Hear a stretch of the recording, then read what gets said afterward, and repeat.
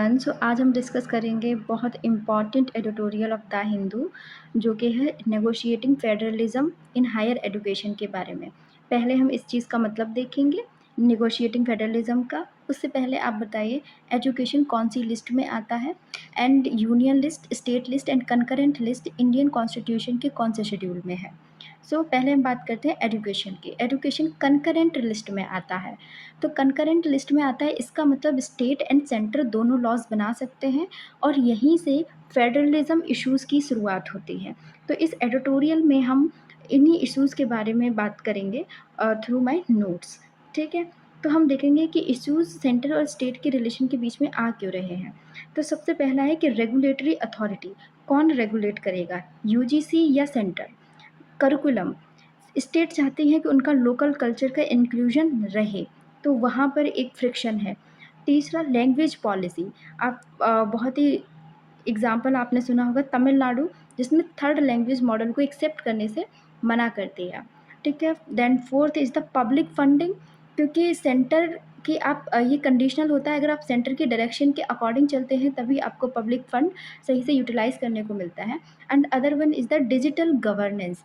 अब डिजिटल होने के कारण यूनियन गवर्नमेंट दिल्ली से बैठ के भी इंटरफेरेंस कर सकती है, जिससे क्या है स्टेट की ऑटोनॉमी कम हो रही है। अब हम एक एक करके ये सारे इश्यूज़ को देखते हैं।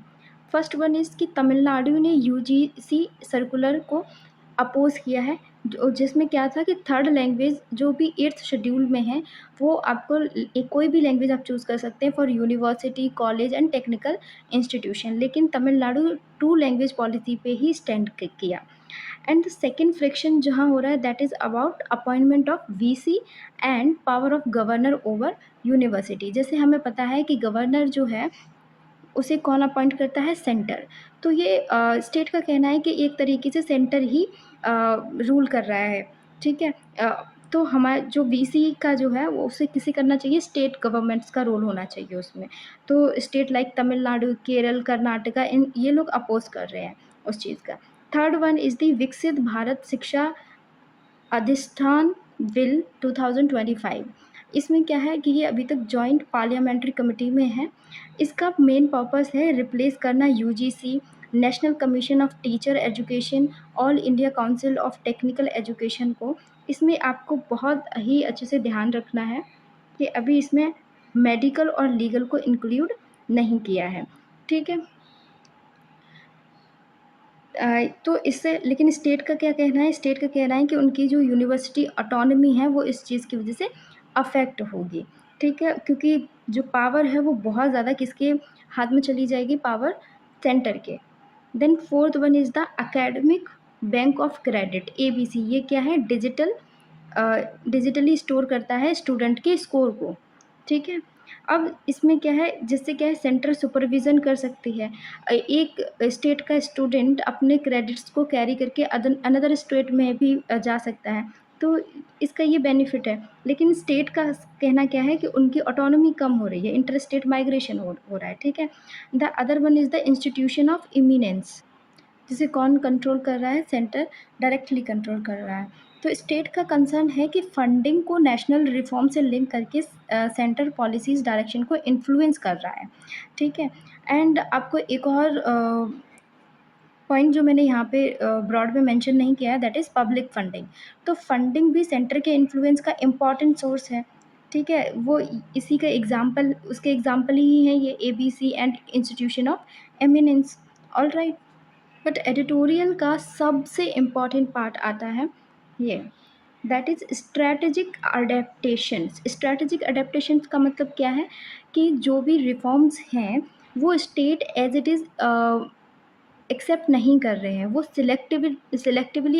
सिलेक्टिवली अडॉप्ट कर रहे हैं। ठीक है, क्यों, जैसे कि अब आप देखते हैं इंटरनेशनलिज्म में अगर कोई भी फॉरेन का इंस्टीट्यूट है वो इस्टेब्लिश करना चाहता है अपनी ब्रांच, तो उसको एक्सेप्ट कर रहे हैं क्योंकि उससे क्या है, ग्लोबल विजिबिलिटी मिल रही है। पर हम यहाँ से एक चीज़ समझेंगे कि एजुकेशन जो है वो सिर्फ एजुकेशन नहीं है, अभी फेडरलिज्म इशू बन चुका है। क्योंकि अगर फॉरेन इंस्टीट्यूट आ रहे हैं, ठीक है, तो उसमें सेंटर क्या कर सकता है, रूल्स एंड रेगुलेशन बना सकता है कि किस तरीके से फॉरेन कैंपसेस ऑपरेट करेंगे इंडिया में। लेकिन उसका वो सही से इम्प्लीमेंट जो है, एक्चुअल इम्प्लीमेंटेशन है वो स्टेट के अंडर में है। क्यों? क्योंकि वो कंट्रोल करता है land, electricity, water, clearances. So definitely education sector में सब कुछ सही चले, अच्छे से रेगुलेट हो, इसलिए सेंटर और स्टेट के रिलेशन में कोऑपरेशन होना बहुत ज़रूरी है। तो इसी के रिगार्डिंग अब हम मेन मीनिंग जो है टाइटल वो समझते हैं, दैट इज़ नेगोशिएटेड फेडरलिज्म। इसका मतलब क्या है? गवर्नेंस के थ्रू आउटकम आ रहा है, सेंटर और स्टेट के बीच में क्या है? कंसेंसस है, ठीक है, कोई इम्पोजिशन नहीं है। तो this is all about the today's editorial.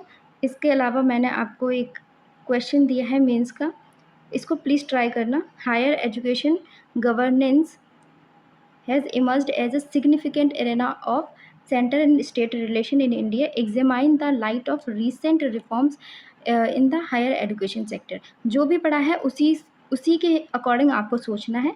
Examine का मैं एक बार आपको मतलब बता देती हूँ कि क्या है। एग्जामाइन का मतलब है कि आपको दोनों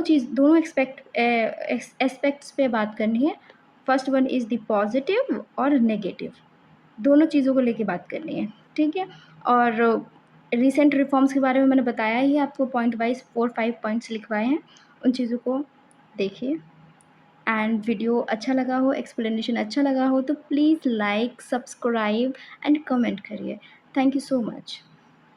एंड हाँ, आपको इसका जो मेंस का आंसर है वो मैं कम्युनिटी पोस्ट पे शेयर कर दूँगी। एंड अगर आप लोगों को इसकी अप्रोच जाननी है कि कैसे क्वेश्चंस को अप्रोच करना है, कैसे थिंक करना है उसके बारे में, तो प्लीज़ कमेंट सेक्शन में बताइए, मैं ज़रूर से एक वीडियो बना दूँगी। Thank you.